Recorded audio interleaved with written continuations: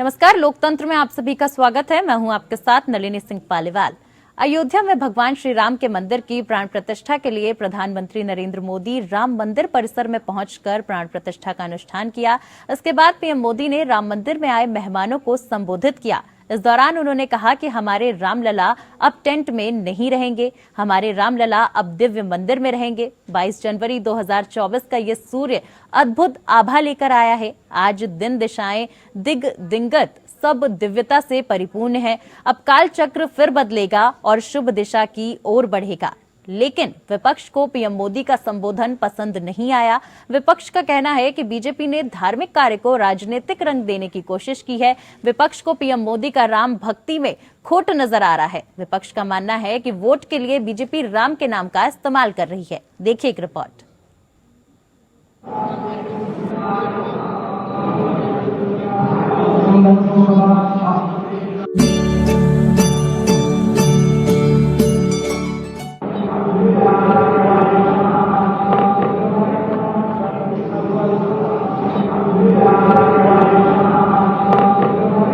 भारतवासियों का 500 साल का लंबा इंतजार आज खत्म हो गया। रामलला पूरी तरह से अपने अस्थायी टेंट से निकलकर स्थायी मंदिर में विराजमान हो चुके हैं। पीएम नरेंद्र मोदी की मौजूदगी में सोमवार को भगवान राम की मूर्ति की प्राण प्रतिष्ठा संपन्न हुई। अयोध्या में रामलला की प्राण प्रतिष्ठा के बाद प्रधानमंत्री नरेंद्र मोदी ने देशवासियों को बधाई दी। उन्होंने अपने भाषण की शुरुआत में कहा कि आज हमारे राम आ गए हैं। पीएम मोदी ने कहा कि 22 जनवरी कैलेंडर पर लिखी एक तारीख नहीं है, ये एक नए कालचक्र का उद्गम है। सदियों का अभूतपूर्व धैर्य, अनगिनत बलिदान, त्याग और तपस्या के बाद हमारे प्रभु राम आ गए हैं। इस शुभ घड़ी की आप सभी को, समस्त देशवासियों को बहुत बहुत बधाई। 22 जनवरी 2024 का ये सूरज एक अद्भुत आभा लेकर आया है। 22 जनवरी 2024 ये कैलेंडर पर लिखी एक तारीख नहीं, ये एक नए काल चक्र का उद्गम है। पीएम मोदी ने देश की जनता से राम के गुणों को आत्मसात करने की अपील की। पीएम मोदी ने राम महत्व की व्याख्या करते हुए कहा कि राम भारत की आस्था है, राम भारत का आधार है, राम भारत का विचार है। राम भारत की आस्था है, राम भारत का आधार है, राम भारत का विचार है, राम भारत का विधान है, राम भारत की चेतना है, राम भारत का चिंतन है, राम भारत की प्रतिष्ठा है, राम भारत का प्रताप है, राम प्रवाह है, राम प्रभाव है, राम नेति भी है, राम नीति भी है, राम नित्यता भी है, राम निरंतरता भी है, राम विभु है, विशद है, राम व्यापक है, विश्व है, विश्वात्मा है। और इसलिए जब राम की प्रतिष्ठा होती है तो उसका प्रभाव वर्षों या शताब्दियों तक ही नहीं होता, उसका प्रभाव हजारों वर्षों के लिए होता है। इस मौके पर पीएम मोदी ने कहा कि कालचक्र बदल रहा है और आज नए भारत की नींव रखी जा रही है। ये सुखद संयोग है कि हमारी पीढ़ी को एक कालजयी पथ के शिल्पकार के रूप में चुना गया है। हजारों वर्ष बाद की पीढ़ी राष्ट्र निर्माण के हमारे आज के कार्यों को याद करेगी। भारत के तो संविधान में उसकी पहली प्रति में भगवान राम विराजमान है। संविधान के अस्तित्व में आने के बाद भी दशकों तक प्रभु श्री राम के अस्तित्व को लेकर कानूनी लड़ाई चली। मैं आभार व्यक्त करूंगा भारत की न्यायपालिका का, जिसने न्याय की लाज रख ली। आज जो राम मंदिर बना है वो लंबी कानूनी लड़ाई के बाद नसीब हुआ है। ऐसे में इस मौके पर पीएम मोदी ने न्यायपालिका को भी धन्यवाद दिया। पीएम मोदी ने रावण का जिक्र करते हुए कहा कि लंकापति महाज्ञानी थे, पराक्रम के धनी थे, लेकिन आप जटायु को देखिए, उन्हें पता था कि वे लंकापति को परास्त नहीं कर पाएंगे, फिर भी वह भिड़ गए। यही भारत के निर्माण का आधार बनेगा। मेरे प्यारे देशवासियों, ये भारत के विकास का अमृत काल है। आज भारत युवा शक्ति की पूंजी से भरा हुआ है, ऊर्जा से भरा हुआ है। ऐसी सकारात्मक परिस्थितियां फिर न जाने कितने समय बाद बनेगी। हमें अब चूकना नहीं है, हमें अब बैठना नहीं है। मैं अपने देश के युवाओं से कहूंगा, आपके सामने हजारों वर्ष की परंपरा की प्रेरणा है। आप भारत की उस पीढ़ी का प्रतिनिधित्व करते हैं जो चांद पर तिरंगा लहरा रही है। वो 15 लाख किलोमीटर की यात्रा करके सूर्य के पास जाकर मिशन आदित्य को सफल बना रही है, जो आसमान में तेजस और सागर में विक्रांत का परचम लहरा रही है। पीएम ने राम के प्रति समर्पण को राष्ट्र के प्रति समर्पण से जोड़ देने का संकल्प दिलाया और कहा कि प्रभु को जो भोग चढ़ेगा वो भारत के परिश्रम की पराकाष्ठा का प्रसाद भी होगा। उन्होंने कहा कि ये भारत के विकास का अमृत काल है। आज भारत युवा शक्ति से भरा हुआ है।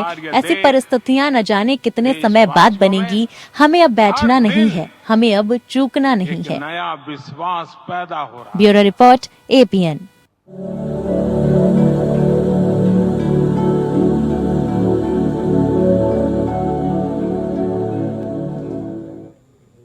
आज प्रधानमंत्री नरेंद्र मोदी ने रामलला की प्राण प्रतिष्ठा की, लेकिन इस प्राण प्रतिष्ठा के बाद जहां देश पूरा एक तरफ राममय नजर आया, वहां विपक्ष को पीएम मोदी का राम भक्ति में खोट नजर आ रहा है। विपक्ष का मानना है कि वोट के लिए बीजेपी राम के नाम का इस्तेमाल कर रही है।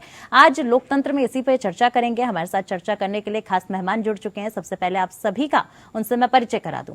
हमारे साथ बीजेपी प्रवक्ता अश्विनी शाही जी जुड़ चुके हैं। अश्विनी शाही जी, बहुत बहुत स्वागत है आपका। वहीं हमारे साथ कांग्रेस प्रवक्ता गोपाल कृष्ण जी जुड़ चुके हैं। गोपाल जी, बहुत बहुत स्वागत है आपका। हमारे साथ सपा प्रवक्ता अजीत यादव जी जुड़ चुके हैं। अजीत जी, आपका भी बहुत बहुत स्वागत है। वहीं हमारे साथ कुछ ही देर में राजनीतिक विश्लेषक अनिल गर्ग जी भी जुड़ जाएंगे, उनका भी बहुत बहुत स्वागत है।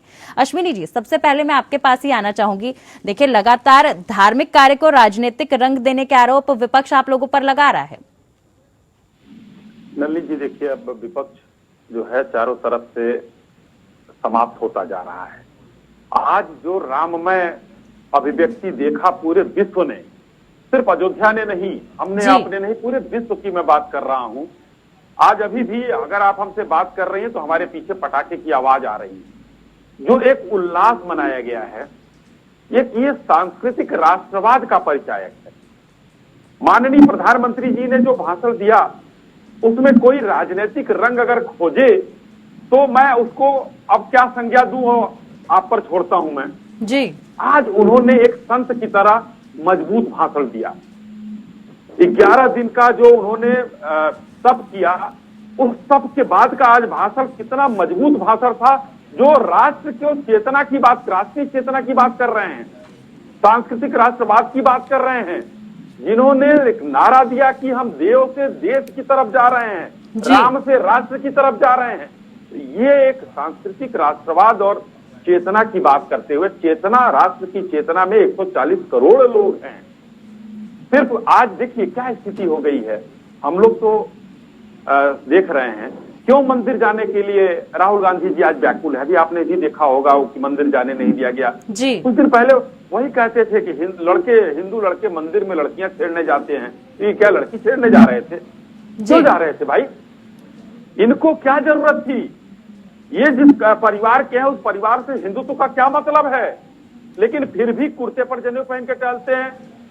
कुछ लोग जो सरजू के पानी को खून से लाल करते थे और आज भी उनके परिवार के लोग वीर गाथा सुना रहे हैं कि उस समय जो है कानून व्यवस्था के लिए मरवा दिया गया।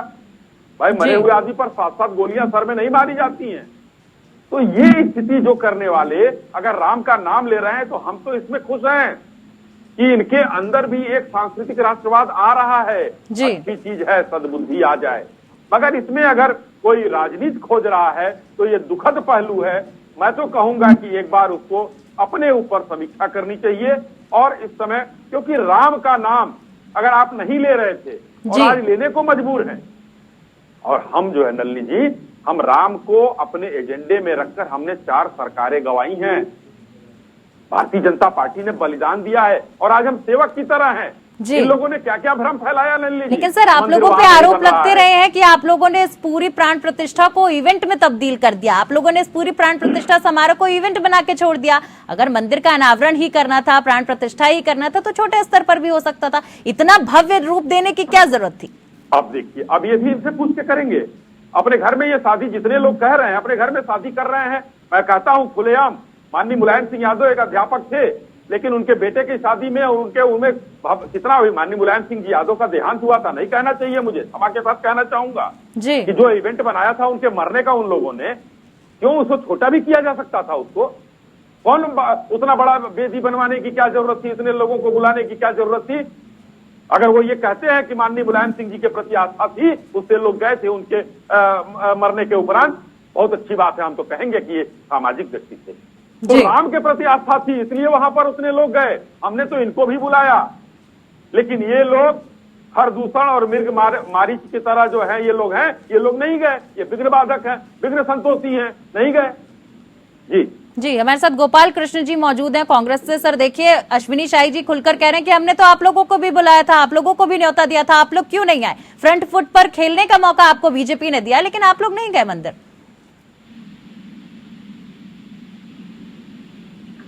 गोपाल कृष्ण जी, क्या आप मुझे सुन सकते हैं? चलिए, लगता है कि अभी हमारी आवाज वहां तक नहीं पहुंच पा रही है। हमारे साथ सपा से अजीत यादव जी भी मौजूद हैं।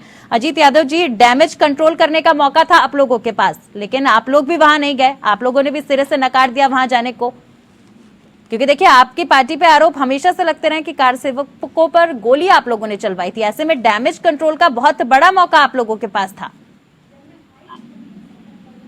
कौन सा मौका खो दिए?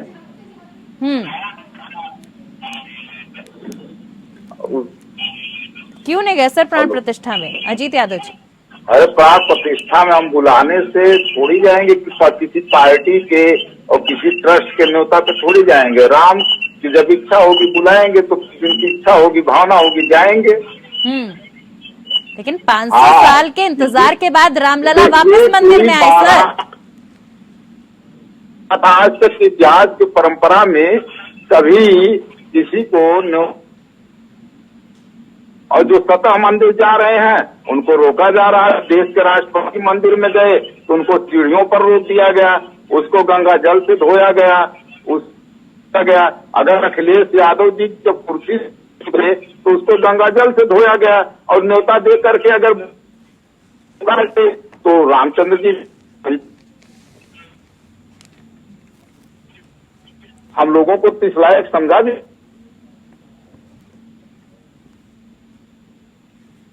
अजीत जी, क्या आप तक मेरी आवाज पहुंच रही है? हाँ, हमारी आवाज पहुंच रही है ना जी, बताएं सर। भाई, एक हम लोग पिछड़े हैं, पिछड़े हिंदू। अगर हम लोग चले जाते, जैसे अखिलेश यादव जी जब कुर्सी पर से उतरे उत्तर प्रदेश की, तो उसको गंगा जल से धोया गया और ये भाजपा का कार्यक्रम बना दिया गया। केवल प्रचार किया जा रहा है कि जो है हम लोग राम के विरोधी हैं। आस्था का कोई विरोधी नहीं है ना, श्रद्धा को सब लोग मानते हैं, राम को सब लोग मानते हैं। तो जब इस देश के राष्ट्रपति एक मंदिर में गए तो मंदिर में उनको दर्शन करने से रोक दिया गया सीढ़ियों पर, और वहाँ जहाँ गए थे उसको सीढ़ियों को ही अपवित्र मान लिया गया। चलिए, तो यहाँ पर तो न्योता देकर बुलाया गया था ना अजीत जी। अजीत जी, यहाँ पर तो न्योता देकर बुलाया गया था ना, फिर भी आप लोग नहीं गए। जहाँ रोका गया वहाँ का मुद्दा आप लोग उठाएंगे, जहाँ न्योता देकर आमंत्रित करके बुलाया जा रहा है वहाँ की बात नहीं करिएगा। इसीलिए मंदिर में न्योता दे करके नहीं बुलाया जाता है। मंदिर में आदमी अपनी भावना रख करके श्रद्धा से जाता है, उसकी आस्था होती है तो जाता है। न्योता से कोई जो है मंदिर में थोड़ी जाएगा, जो है मंदिर में न्योता भेजेंगे जाने के लिए। चलिए, तरीके से कार्यक्रम चल रहा था। वो मंदिर में राम के नाम को जो है किस तरीके से धार्मिक मुद्दे के एजेंडे को लेकर के चुनाव लड़ना चाहते हैं। आप देखे नहीं कि किस तरीके से भाषण चल रहा है, चुनावी मुद्दा कि पूरा देश राममय हो गया है। और इसी के बाद देखिएगा सर, पूरा देश राममय हो गया, इसमें चुनावी मुद्दा क्या है? करके चुनाव लड़ने का काम करेंगे। अजीत जी, देखिए प्रधानमंत्री ने अपने भाषण में अगर बोला कि पूरा देश राममय हो गया है, उन्होंने राम की बात की, तो ऐसे में आप लोगों को ऐसी कौन सी टिप्पणी राजनीतिक लग गई सर? तो विपक्ष न जाता। ये देश पहले से ही राम को, कृष्ण को मानने वाला है। ये देश तमाम परंपराओं को मानने वाला है। यहाँ पर ईसाई भी रहते हैं, सिख भी रहते हैं, यहाँ पर मुस्लिम भी रहते हैं। यहाँ सभी धर्मों का सम्मान है हिंदुस्तान में। तो देश कैसे केवल राममय से चलेगा? अच्छा, तो आप कह रहे हैं कि देश राममय होकर नहीं चलेगा, सेक्युलरिज्म से चलेगा। इस पर भी मैं आऊंगी सर, इस पर भी मैं आपसे सवाल लूंगी। हमारे साथ कांग्रेस से गोपाल कृष्ण जी एक बार फिर से जुड़ चुके हैं। जी, गोपाल कृष्ण जी। चलेगा, हम लोग संविधान युग में है, हम लोग त्रेता युग में नहीं है। उस युग में जब आदमी को गुलाम बना करके बेचा जाता था, मंदिरों में दासियों को खरीद करके रखा जाता था, उनका शोषण किया जाता था। हम उस युग में नहीं, हम संविधान युग में हैं। देखिए, प्रधानमंत्री कहते हैं देश विश्व गुरु बन रहा है और आप इतना पीछे देश को ले जाने की बात कर रहे हैं। अभी 2 महीने अरे भाई, अभी भाजपा के प्रवक्ता कह रहे थे कि हम राम को ला दिए हैं, प्रधानमंत्री जी भी कह रहे थे। चलिए अजीत जी हमारे साथ गोपाल कृष्ण जी एक बार दोबारा जुड़ चुके हैं। ला देगा, ये बताइए आप। गोपाल जी कुछ कह रहे हैं, हम सुन लेते हैं। जी गोपाल जी। भगवान को कोई इस धरती पर रख सकता है? ये संभव है? परमाणु बम बना। गोपाल कृष्ण जी, क्या आप तक मेरी आवाज पहुंच रही है? जी हाँ, पहुंच रही है। जी गोपाल कृष्ण जी, न्योता मिला था आप लोगों को, डैमेज कंट्रोल करने का मौका था आप लोगों के पास, लेकिन आप लोग नहीं गए। डैमेज कंट्रोल करने के लिए हमको नरेंद्र मोदी से और आरएसएस से, गुजराती व्यापारियों से न्योता नहीं चाहिए मैडम। मैं अपने 46 साल की उम्र में 5 ज्योतिर्लिंग जा चुका हूं और बाबाधाम पैदल जा चुका हूं और हजारों मंदिर जा चुका हूं। इसके सबसे पहले मैं आपको स्पष्ट कर देता हूं कि गुजरात के भरोसे और नागपुर के भरोसे हम बिहार के लोग बैठे हुए नहीं हैं।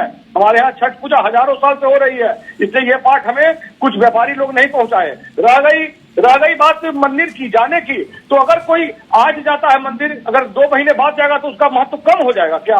और आपसे पूछ के जाएगा, किसी पार्टी से, मोदी जी से पूछ के जाएगा। मोदी जी तो अपनी नाकामी छिपाने आए हैं ना। सबसे बड़ी बात मैं ये कह रहा हूँ आपको कि मोदी जी जो आए हैं, क्योंकि सवाल का जवाब दे नहीं पा रहे हैं कि 2 करोड़ रोजगार का क्या हुआ, और 2 महीने में 20 सैनिक शहीद हो गए, और डॉलर चला गया 85 रुपए, तो डॉलर गिरता है तो देश गिरता है। तो ये सब जो डायलॉग मारा करते थे ना, तो उसको आए हैं राम जी के मंदिर से छिपाने के लिए। तो आपको मैं रामायण की एक कथा बता देता हूं 1 मिनट में, कि रावण से बड़ा उस समय शिव भक्त कोई नहीं था और राम जी ने उनका नाश किया लंका में जाकर। तो ये पाप करने का अलाउड नहीं है, कितना भी आप भगवा पहन लीजिए। जो मुंह में राम और बगल में छुरी का जो कार्यक्रम आरएसएस को चलाया गया है ना, और आरएसएस को यूपी में जो इस्टेब्लिश किया जा रहा है, जो शंकराचार्य को हटाकर, क्योंकि यूपी को दान दक्षिणा आएगा, करोड़ों और अरबों का टर्नओवर होगा, तो गुजरात व्यापारियों का तो नजर पैसे पे रहेगा। तो चाहेंगे कि आरएसएस और गुजरात के व्यापारी यूपी में स्थापित हो जाएं और जो शंकराचार्य हमारे हैं उनको किनारे किया जाए।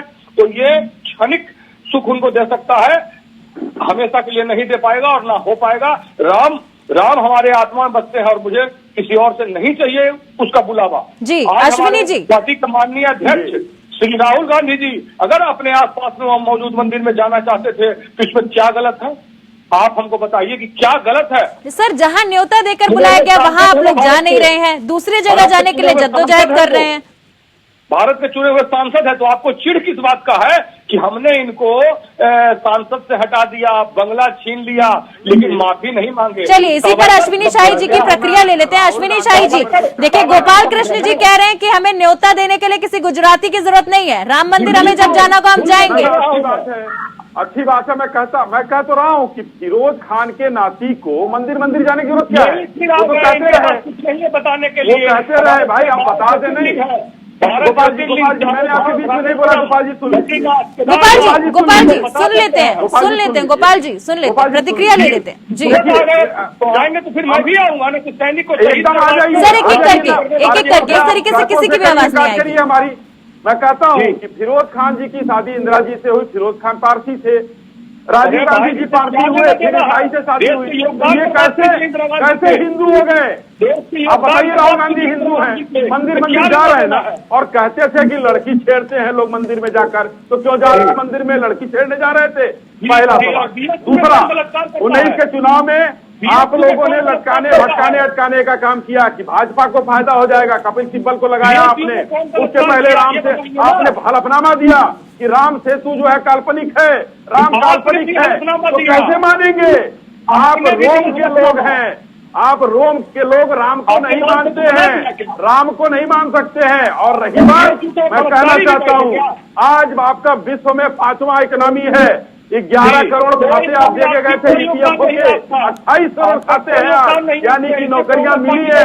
आप सोच लीजिए कितने करोड़ नौकरियां मिली हैं। 50 करोड़ खाते खुले हैं बैंक के, मेडिकल कॉलेज 315, 2 हमने एम्स बनाए थे, हमने 25 एम्स बनाए, मेडिकल कॉलेज 315 हो गया, ITI 3 गुना हो गया, IIT 3 गुना हो गया, 80,000 किलोमीटर सड़क बनाए, 37 किलोमीटर रोड बनाए, पंचायत भवन 10,000 बनाया, LPG 10 करोड़ सिलेंडर दिया, हर घर नल जल की योजना में 13-14 करोड़ हमने पानी का पहुंचाया, आयुष्मान कार्ड दिया, शौचालय बनवाया हम लोगों ने।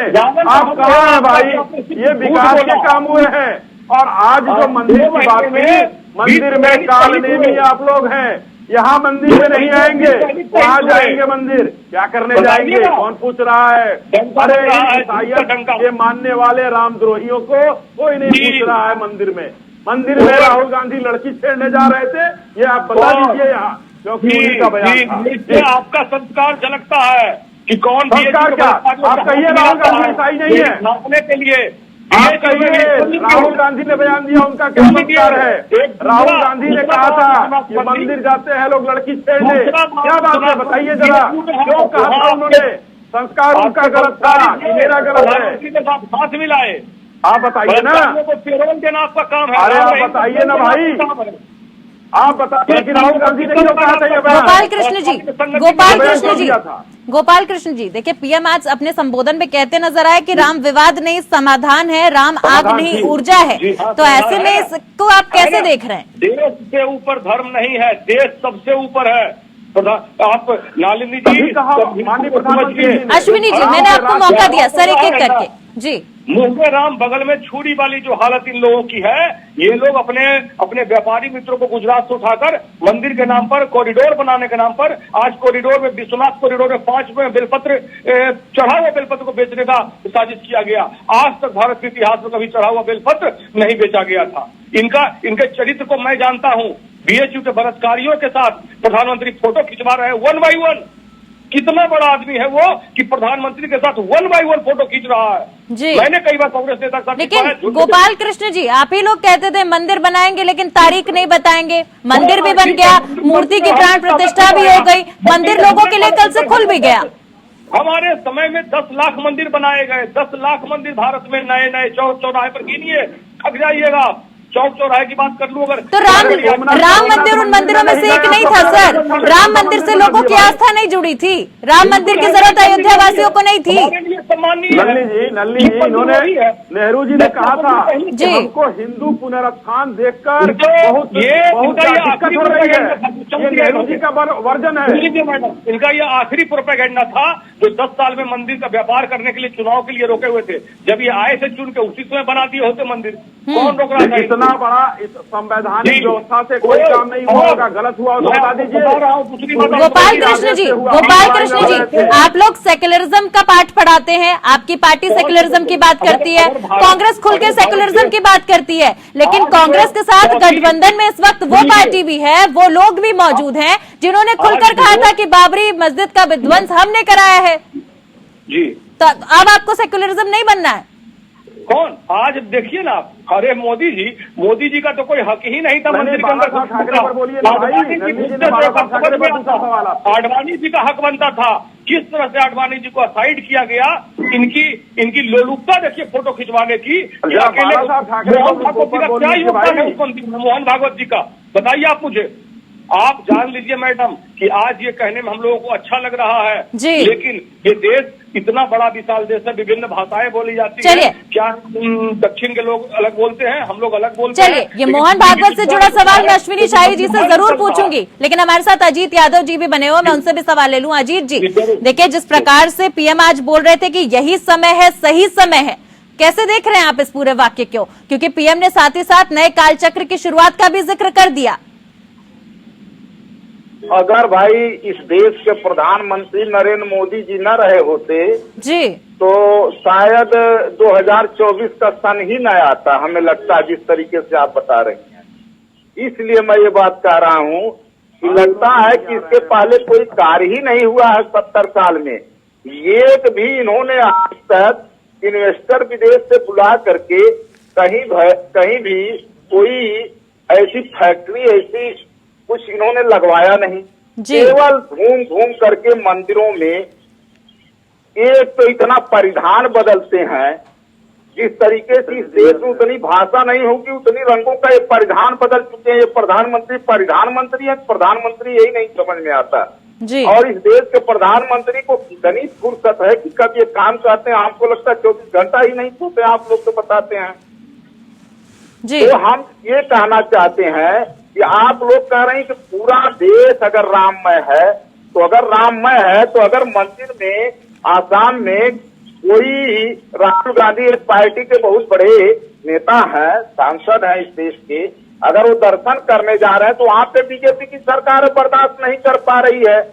तो यहाँ पर आप लोग जिस तरीके का माहौल बनाए थे, वहाँ क्या करने जा रहे हैं? अरे आपकी बात मैं सुन लीजिए, न सुनने की क्षमता हो तो मैंने अजीत जी आप बोलिए। आपकी न सुनने की क्षमता हो कि अगर आपको बोलने का, आप तो भाई प्रोपोगंडा एक्सपर्ट हैं, आप फैला लीजिए जितना फैलाना हो, तभी हम बोले। चुके हैं राजलक्ष्मी जी, बहुत बहुत स्वागत है आपका।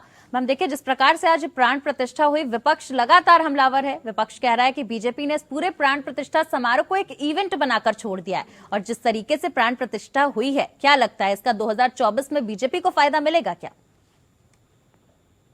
जी नमस्ते, और सबसे पहले आपको और आपके सभी दर्शकों को जय श्री राम। आज इतना शुभ अवसर है, इतना शुभ दिन है, इतनी शुभ घटनाएं हुई आज सुबह, इतना मतलब पूरा राममय हो गया था पूरा भारतवर्ष। और बाहर अंतर्राष्ट्रीय स्तर पर भी अगर आप देखते हैं तो कितने सारे लोग जुड़े थे इस घटना को देखने के लिए। तो ये जो है ये बहुत ही ऐतिहासिक क्षण है हमारे पूरे भारतवर्ष के लिए। तो इसको आप बिल्कुल भी नकार नहीं सकते। और इसको हम आज सबसे पहले मैं इसका आपको सोशल इम्पैक्ट बताती हूँ कि ये जो है आज प्रधानमंत्री जी ने बहुत ही महत्वपूर्ण ये विषय दिया है हमारे देश के लिए कि हमारा खुद के ऊपर जो हमारा भारतवर्ष का जो एक अभिमान होना चाहिए, जो वो कहते हैं ना कॉलोनियल शैकल्स, उसको तोड़ने की बात वो कर रहे थे। तो वो जो है वो बहुत ही महत्वपूर्ण विषय है मेरे विचार से, कि इतने वर्षों से जो हम ऐसा सोच रहे थे कि हमको कहीं बाहर की ताकतें हमसे ज्यादा ताकतवर हैं, ये जो हमारी सोच थी, उसको आज नकारने के लिए आज बहुत ही महत्वपूर्ण दिन था। मतलब ये सामाजिक था और धार्मिक तो था ही।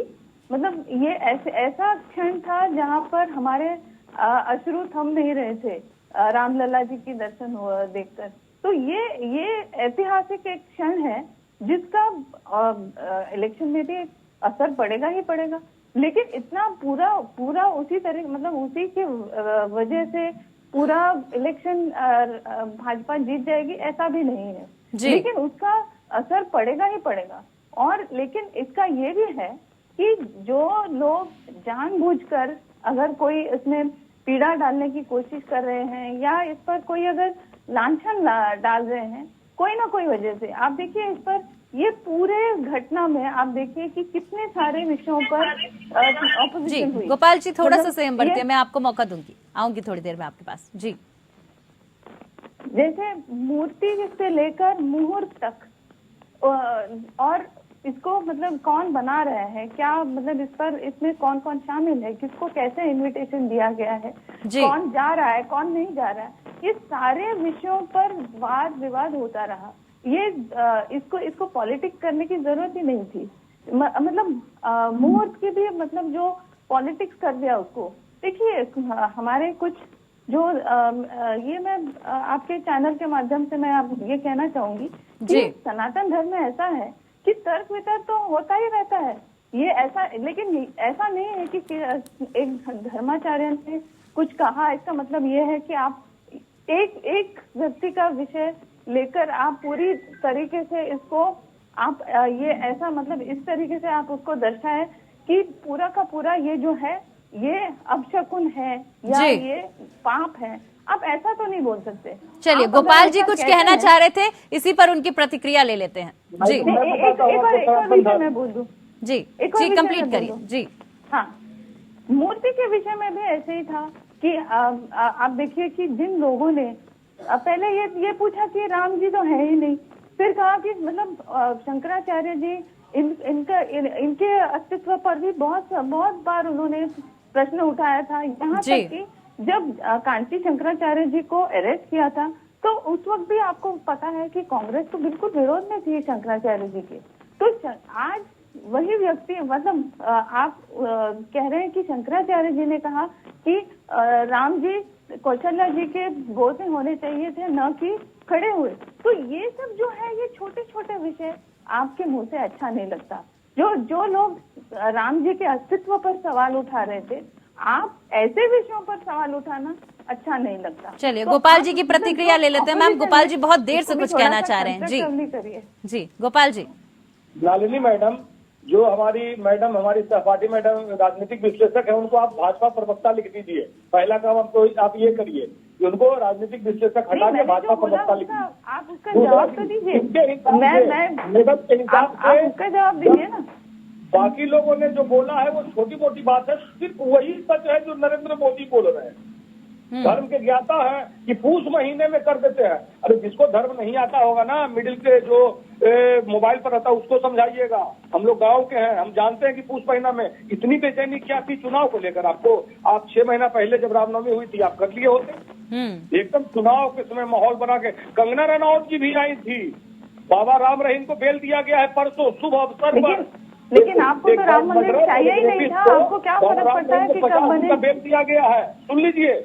और मैं ये जानने का इच्छुक हूँ कि क्या बीएचयू के बलात्कारी भी सादर आमंत्रित थे या सिर्फ आमंत्रित थे। चलिए अश्विनी जी से प्रतिक्रिया ले लेते हैं। अश्विनी जी कुछ कहना चाह रहे हैं। गोपाल जी, अश्विनी जी देखिए लगातार आपकी पार्टी पे आरोप तो लगते रहे हैं कि इतनी आपातकालीन स्थिति में मंदिर को क्यों जो है अनावरण किया गया, क्यों मूर्ति की प्राण प्रतिष्ठा की गई। सिर्फ एक लाइन, ये जो आरएसएस को पैसा कमाने वाले जगहों पर जो बैठाया जा रहा है ना, ये जो बिजनेस का प्रोपेगेंडा चल रहा है ना, ये सफल नहीं होने देंगे।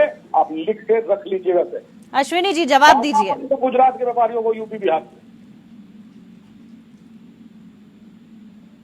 जी आवाज नहीं आ रही ना अश्विनी जी, आप तक मेरी आवाज पहुंच रही है? सर प्रतिक्रिया दीजिए। देखिए गोपाल जी ने कई सारे सवाल यहाँ पर उठा दिए हैं। नहीं, मैं जवाब दे रहा हूँ नलिनी जी। मैं कह रहा हूँ कि हमारे मित्र जो हैं कांग्रेस के हैं, विरोधी दल के लोग हैं, इनको बोलने का हक है। और वो इनकी स्थिति यही है कि जो बारात में नाराज फूफा होते हैं, सुबह बढ़िया शादी होती, कहते हैं नमक कम था, हमको किसी ने पूछा ही नहीं। वही स्थिति है इन लोगों की, ये बारात के नाराज फूफा वाली स्थिति है। लेकिन अश्विनी जी देखिए दो बहुत अहम सवाल जो है यहाँ कांग्रेस की तरफ से उठाए गए हैं। पहला अहम सवाल कांग्रेस ने उठाया कि आरएसएस प्रमुख मोहन भागवत भी गर्भगृह में मौजूद थे, जहाँ शंकराचार्य नहीं मौजूद थे वहाँ मोहन भागवत मौजूद थे। वहीं दूसरा सवाल उन्होंने वहीं दूसरा सवाल भी सर सुन लीजिए। दूसरा सवाल उन्होंने उठाया कि ऐसी कौन सी आपातकालीन स्थिति थी कि अधूरे मंदिर में जो है रामलला की प्राण प्रतिष्ठा करा दी गई। आप इसका जवाब आप सुन लीजिए भाई मेरे। देखिए क्या शंकराचार्य जी, हमारे 4 शंकराचार्य हैं जिनकी आड़ में, 2 लोगों की आड़ में, जो सरकारी शंकराचार्य जी थे उनकी आड़ में कांग्रेस छुप रही थी जी। शंकराचार्य हमारे भगवान हैं, और उनका पद हमेशा ऊपर होता है। आज आपने एक चीज देखा होगा, माननीय जी। मोदी जी तपस्वी के रूप में थे और जितने हमारे जो महिषी लोग आए थे, मनीषी लोग थे, देश के विद्वान थे, संत थे, सब लोग वहां बुलाए गए थे और गए थे। उन्होंने सबका अभिवादन किया उनके पास जाकर। लेकिन शंकराचार्य लोग वहां पर जो है नहीं, उनको ऊंचा स्थान चाहिए होता है। और ये मंदिर रामानंदी संप्रदाय के हिसाब से बना है, यहाँ पर पूजा उसके हिसाब से होगी। जी। और जब शंकराचार्य के यहाँ वो पूजा नहीं होती है, पूजा पद्धति दूसरी है वहाँ। इसलिए और दूसरी बात कि जब एक जजमान के रूप में माननीय प्रधानमंत्री जी थे, तो देश में जो प्रधानमंत्री होते हैं तो उससे बड़ा तो कोई पद अभी है नहीं देश में, हिंदुस्तान में। लेकिन सर मोहन भागवत क्या कर रहे थे सर गर्भगृह में? मैं बता रहा हूँ। मोहन भागवत जी शंकराचार्य नहीं है, वो मोदी जी के पीछे थे। शंकराचार्य जी के साथ किसी की हिम्मत नहीं है कि उनको अपने पीछे रख ले, उनको ऊंचा स्थान देना पड़ता है। ये एक टेक्निकल कारण। और रामानंदी पद्धति की बात मैंने की। दूसरी बात मैंने की कि क्या मोहन भागवत जी गर्भगृह में नहीं जा सकते हैं? ये सवाल तो बड़ा विचित्र है। बिल्कुल नहीं, आडवाणी जी क्यों नहीं? दूसरा, गोपाल जी कह रहे बिल्कुल नहीं जा सकते हैं। अरे भाई, अब ये कांग्रेस कैसे तय करेगी जब एक अरे भाई तो आडवाणी जी का नेतृत्व था, उन्होंने पूरा जीवन दिया राम मंदिर के लिए। नरेंद्र मोदी जी पिछले 30 साल से अयोध्या नहीं गए हैं। अरे सुन, आडवाणी जी कितना तो कार्यक्रम चला वहाँ। अच्छा आप ही बता दीजिए, सोनिया गांधी और राहुल गांधी कितनी बार रामलला के दर्शन करने अयोध्या गए हैं? आप बता दीजिए, यही बता दीजिए, बाकी हम जवाब दे दें। सुन लीजिए, 2 महीना पहले वहाँ दक्षिण भारत में जो बालाजी सबसे बड़ी टेम्पल। अरे भाई, आप अयोध्या की बात कर रहे हैं, रामलला की बात कर रहे हैं, आप बताइए ना। अयोध्या किस बात वो धर्म का व्यापार नहीं करती है वो। अरे भाई, आप बताइए अयोध्या गए थे कि नहीं गए थे? रामलला के दर्शन किए हैं? उन गांधी खानदान का एक आदमी बताइए। आप तो रहेगी। अरे प्रभु, अश्विनी जी, गोपाल जी ने कह दिया कि उनकी पार्टी धर्म का प्रचार नहीं करती, धर्म का व्यापार नहीं करती। कहीं ना कहीं आरोप लगा रहे हैं आपकी पार्टी पे। अरे सुनिए, ये जनेऊ देखिए, मैं भी पहने हूँ, जनेऊ धारण किया हुआ है, लेकिन कुर्ते के ऊपर नहीं है, कुर्ते के अंदर है। वो कौन सा धर्म का प्रचार है? इतना बड़ा टीका लगाकर जनेऊ जो है वो कुर्ते के ऊपर राहुल गांधी पहनते हैं। चलिए, हमारे साथ अजीत जी भी मौजूद हैं। अजीत जी से भी सवाल ले लेते हैं। अजीत जी, देखिए जिस प्रकार से मंदिर में प्राण प्रतिष्ठा हुई, उसको लेके अब लगातार जो है विपक्ष, आप लोग भी सवाल उठा रहे हैं। लेकिन सर, अजीत जी भी मौजूद हैं।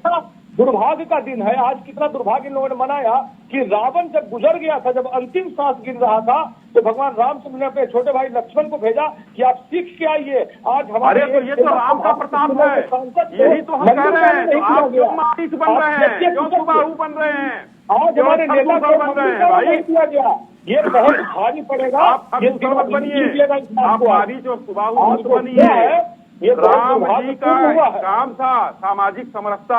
राम जी ने लक्ष्मण जी को भेजा कि रावण पापी था, लेकिन उसके चलिए गोपाल जी, अश्विनी जी, हमारे साथ अजीत जी भी बने हुए हैं, उनसे भी सवाल ले लेते हैं। अजीत जी, देखिए आज जिस प्रकार से मूर्ति की प्राण प्रतिष्ठा प्रधानमंत्री द्वारा की गई, पूरा देश राममय नजर आया और सभी लोग पीएम के इस अंदाज को, जिस प्रकार से उन्होंने 11 दिन का अनुष्ठान पूरा किया, बेहद पसंद कर रहे हैं।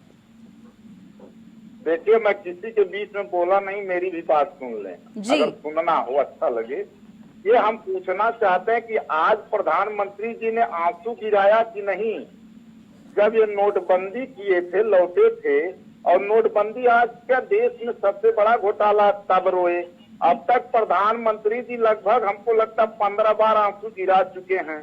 आज तो भाई राम जी का अवतार हुआ त्रेता युग के बाद, कलयुग में इन्होंने ले आया है बीजेपी वालों ने, जबकि ये कोर्ट के आदेश में बन रहा है। क्योंकि हमारी मैडम जी आंसू गिरा रही थी। हम ये कहते हैं कि देश के गरिए कह रहे थे अभी कि हम 50 करोड़ खाता खुलवा दिए हैं। अरे मैं आपके बीच नहीं बोला, सुन लीजिए, कष्ट ना हो, पेचिश ना पड़े। कष्ट नहीं हो रहा है। 50 करोड़ खाता खुलवाए, 50 करोड़ लोगों के खाते में कितना पैसा आपने डाल दिया? वो अमीर हो गए, यही होगा, अमीर हो गए। 81 करोड़ गरीबों को खिलाते हैं। और अगर इंग्लिश में हमारे देश आज राम का मंदिर नहीं बोलेंगे, राम जी 500 साल के बाद लड़ाई लड़कर आए हैं। ये लोग क्या बात है, क्यों आंसू आप लोग चित्कार कर रहे हैं, विलाप कर रहे हैं आप लोग? भाई आप लोग विलाप कर रहे हैं, विलाप, ये विलाप मत करिए। आज देश में दिवाली है और ये आप शोक मत मनाइए। मातम नहीं हुआ है सपा कांग्रेस में, सब जगह उत्साह है। आपके घर में भी माता जी आपकी दिया जला रही होंगी, जाइए देखिए। आप विलाप क्यों कर रहे हैं भाई, क्यों विलाप कर रहे हैं? जाइए, आपके घर में दिया जल रहा होगा, देखिए। आप लोगों ने तो विलाप करके एकदम जो है दंगा करा के चुनाव लड़ना चाहते हैं। देश में मजहब और क्षेत्रवाद के नाम पर आज जो है दंगा करा के चुनाव लड़ना चाहते हैं। अरे दंगा मुजफ्फरनगर का अखिलेश यादव ने कराया, उनसे पूछिए ना। पुलवामा आपने अखिलेश यादव सरकार में थे तो कितने दंगे हुए थे बताइए जरा आपको। अखिलेश यादव यूपी में कितने दंगे कराए, और जब से हम लोगों की सरकार आई है एक भी दंगा हुआ हो तो बता दीजिए, एक दंगा बताइए। अरे दंगाई आप लोग, हर जिले में एक माफिया आप लोग पालें, रामद्रोही आप लोग, राम विरोधी आप लोग, कारसेवकों पर गोली आप चलाएं, सब तो आपके पास है। और आज नाराज गुफा की तरह बैठे हुए जो है आप विलाप कर रहे हैं। आपको भी तर्जुम में ला दिए हैं, जनता देख रही है। चलिए गोपाल जी भी कुछ कह रहे हैं। अश्विनी जी सुन लेते हैं।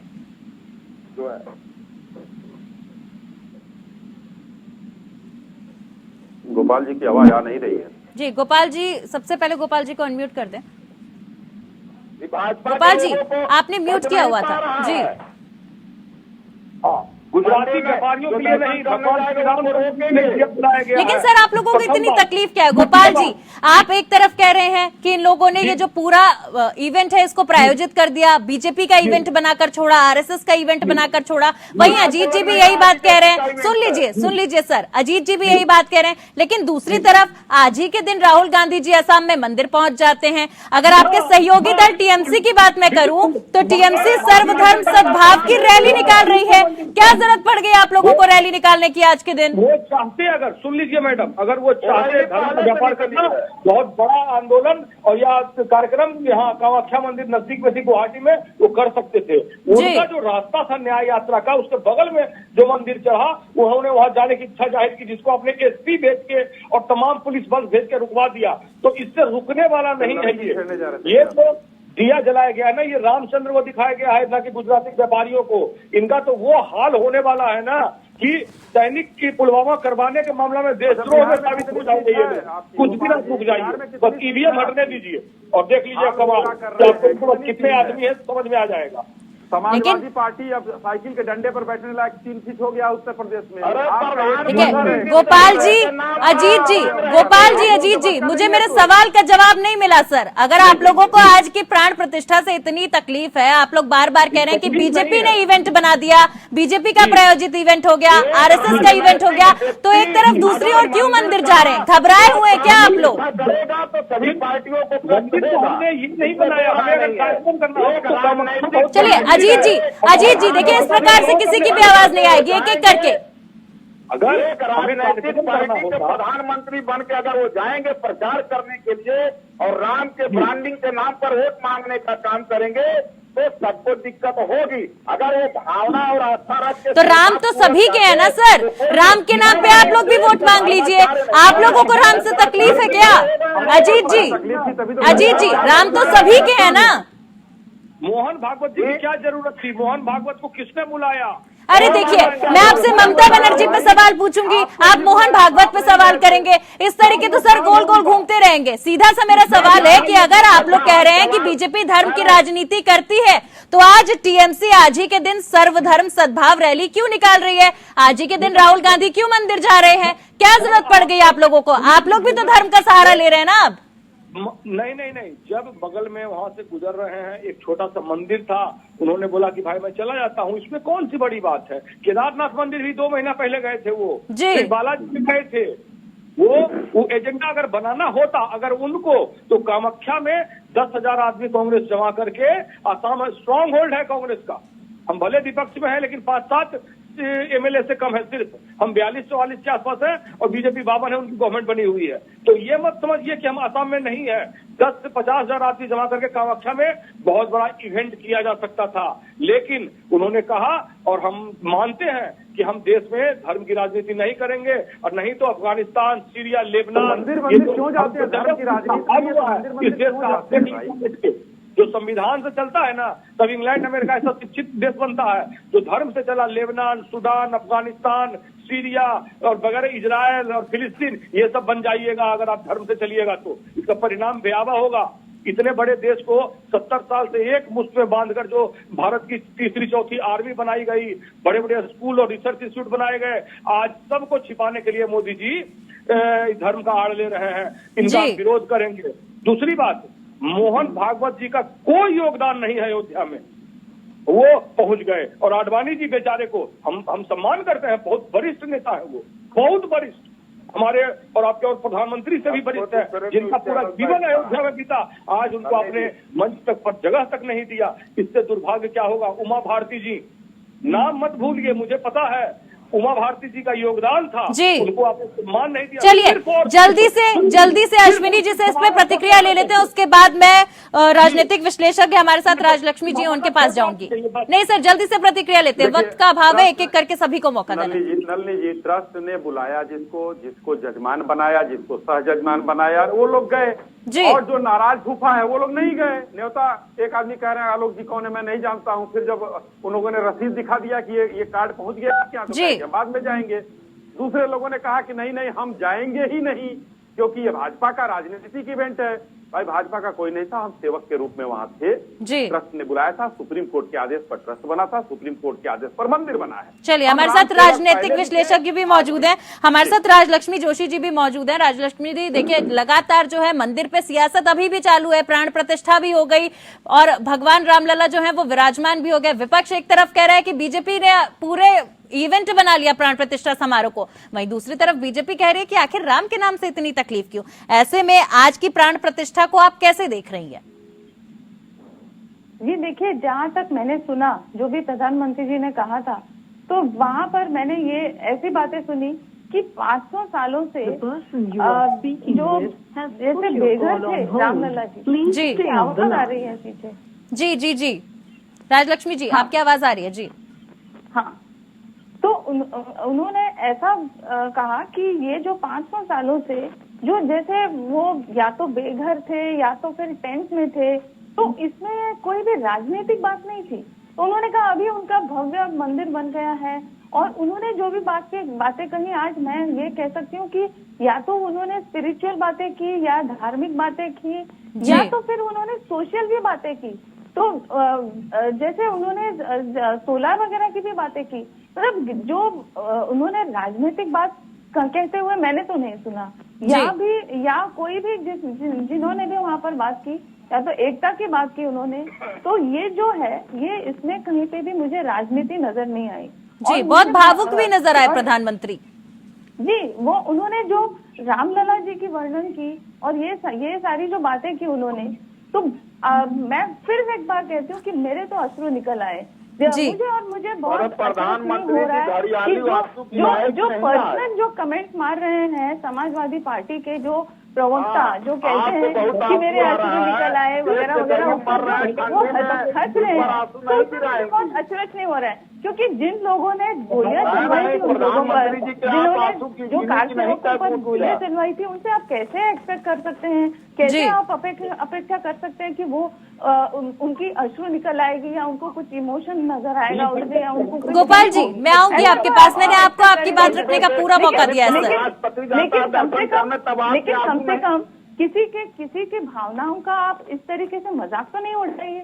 आप मतलब ये जो है ना, आप ये वजह है, ये जो आप बार बार कहते रहते हैं कि ईवीएम हैक हो गया, तो ये आज जो उधर जो हो रहा था, जो प्राण प्रतिष्ठा हो रही थी, तो वो जो है उसको आप ईवीएम हैक नहीं कह सकते, लेकिन उससे जो है डायरेक्ट कनेक्ट हुआ है लोगों के साथ में। और इसमें जो है आप अगर इसका इस तरीके से विरोध करेंगे, इस तरीके से अगर आप मजाक उड़ाओगे लोगों की भावनाओं का, तो इस तरीके से आपका ईवीएम हैक हो रहा है। मतलब ये इसमें ईवीएम टेक्निकली हैक नहीं हो रहा है, लेकिन आप खुद हैक करा रहे हैं। अब असली बात आपने तो बोला है, ये जो है आप अपना खुद का नुकसान कर रहे हैं पॉलिटिकली इस तरीके से। चलिए। तो ये जो है आप ऐसे भाषा आप कृपा करके आप चलिए, वक्त का अभाव है, एक एक करके फाइनल कमेंट जल्दी से। अश्विनी जी, देखिए पीएम की आस्था पर लगातार विपक्ष सवाल उठा रहा है। देखिए नलिनी जी, आस्था पर कोई गोपाल जी, एक एक करके फाइनल कमेंट सर, वक्त का अभाव है, मैं सभी के पास आऊंगी जल्दी से। राजलक्ष्मी जी ने अंतिम बात जो कहा, मैं कह रहा हूँ ये राजनीतिक गुफाओं का दर्द वही राजलक्ष्मी जी ने अंत में कह दिया जी। उनको तो भाजपा का प्रवक्ता बना दिया, लेकिन दर्द यही है कि राम विरोध करके जनता तो इनके विरोध में खुद हो गई है। तो इसमें कहने की कोई बात नहीं, यही दर्द है कि सनातनियों का दिल माननीय प्रधानमंत्री जी जीत ले गए जी। टेंट में जब थे तो अधूरे मंदिर की याद किसी को नहीं आई थी, आज अधूरे मंदिर की याद आ रही है, आज उनकी बातों का याद आ रहा है। राम सब देख रहे हैं। चलिए अश्विनी जी, वक्त का अभाव है, गोपाल जी जल्दी से फाइनल कमेंट। राम जन्मभूमि में घोटाला किसने किया? वही मैं कहूँ गुजरात सबूत लाइए ना भाई, सबूत लाइए, केस करिए, कोई किया आपने? घोटाला हो यहाँ चिल्लाने से कुछ नहीं होगा। चलिए अश्विनी जी, मैंने आपको मौका दिया सर, वक्त का अभाव है, जल्दी से गोपाल जी। संख्या में घोटाला हो गया, राम जन्मभूमि में घोटाला हो गया, केस दर्ज हो गया और तमाम तरह की चीजें उन्होंने व्यापार बनाने कभी नहीं छोड़ा है इन लोगों ने। आप जो बोल रहे हैं ना, दक्षिण भारत में इनका कोई नाम लेने वाला नहीं है बीजेपी का। सिर्फ यूपी बिहार में धार्मिक उन्मादी बनाने के लिए ये सब में पूरी प्रश्न लगाए हुए। तो ये जान ले, जब इनका भांडा फूट चुका है, जी। करोड़ रोजगार, चाहे एम्स देना हो पटना को, चाहे एयरपोर्ट देना, कुछ नहीं मोदी जी ने किया। एक कंपनी छोटी सी नहीं लगाई बिहार में, हमको नहीं लगता कि यूपी में भी लगाई जी। इनकी ये हालत की है। चलिए, हमारे साथ अजीत जी भी बने हुए। अजीत जी, इस पूरी आस्था के केंद्र को कैसे देख रहे हैं आप? जल्दी से एक फाइनल कमेंट। हम देख रहे हैं ये कि अयोध्या में 2000 दुकानें 2000 से ज्यादा तोड़ दी गई, 1000 लगभग घर तोड़ दिए गए, जी। किसानों की जबरदस्ती जमीन जो कब्जा कर ली गई, उनको मुआवजा नहीं दिया गया, उनको घर बसाने के लिए जगह नहीं दी गई। तो इनके ऊपर कब आंसू गिराएंगे मोदी जी? वो घड़ियाली आंसू दिखाने के लिए भावना में तो आंसू गिरा देते हैं। हमने पूछा, ये कमेंट कर रहे हैं, जब देश में नोटबंदी इन्होंने किया जापान में जा करके, इसके बाद जब जापान से लौटे नोटबंदी के बाद, तब आंसू गिरा रहे थे। और 700 किसान मर गए जब आंदोलन करते हुए बैठे थे, तो कहे हम किसानों को समझाने में नाकाम रहे, तब आंसू गिराया इन्होंने। और यहाँ पर जो किसानों की जमीन हड़प दी गई, दुकानें तोड़ दी गई, घर गिरा दिए गए, गरीबों को वहां से मार के भगा दिया गया गरीबों के मसीहा के द्वारा। तो चलिए, हमारे साथ राजलक्ष्मी जी भी मौजूद है। राजलक्ष्मी जी, जल्दी से 10 सेकंड में आखिरी कमेंट। जी, मुझे लगता है ये एक ऐसा अवसर था जहां पर पूरा भारतवर्ष एकजुट होके, सारे राजनीतिक पार्टियां भी जो है सब एकजुट होके हमारा जो एक कल्चर है, हमारी संस्कृति, उसको हम सेलिब्रेट करने का एक अवसर था।